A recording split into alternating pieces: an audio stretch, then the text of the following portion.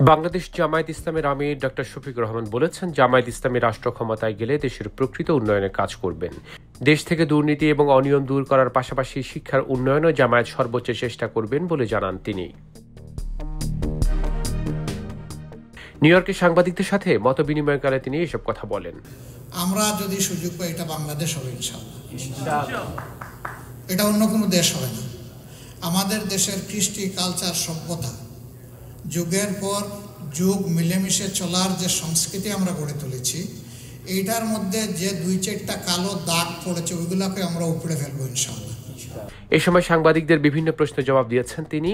জামায়াতের ৭১-এর ভূমিকা, আন্দোলন সংগ্রাম, ভবিষ্যৎ পরিকল্পনা নিয়ে কথা বলেন ডক্টর শফিকুর রহমান। ব্লক করে রেখেছিলেন, এরপরে তাকে অ্যারেস্ট করে তুলে আনা হয়েছিল এবং তিনি ছিলেন প্রথম বন্দী লোকটি, যিনি মুক্তিযুদ্ধে নেতৃত্ব দেওয়া সত্ত্বেও তাকে দেশপ্রেমের কারণে বন্দী হতে হয়েছিল। এই সমস্ত কারণে সমাজতন্ত্রের গূঢ় রহস্যের দিকে যতটা না আমরা গেছি, তার চাইতে আমাদের মতো ইয়াং সমাজ এই তরুণের যে বৈষম্য বা অপকর্ম যেগুলো ছিল তার বিরুদ্ধে গর্জন করেছিল।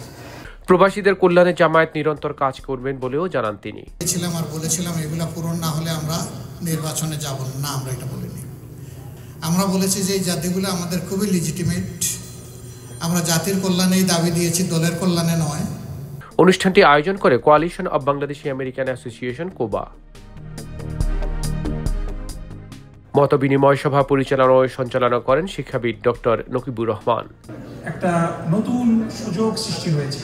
দীর্ঘদিন বাংলাদেশের মানুষ ভোট দিতে পারেনি, আর প্রবাসীরা তাদের জীবদ্দশায় ভোট দিতে পারেনি। সো এই যে ভোট দেওয়ার একটা সুযোগ, এই সুযোগটা যেন কাছে থেকেও হাতছাড়া না হয়ে যায়।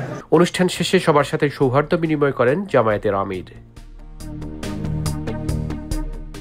সৌরভ ইমাম, IBTV, নিউ ইয়র্ক।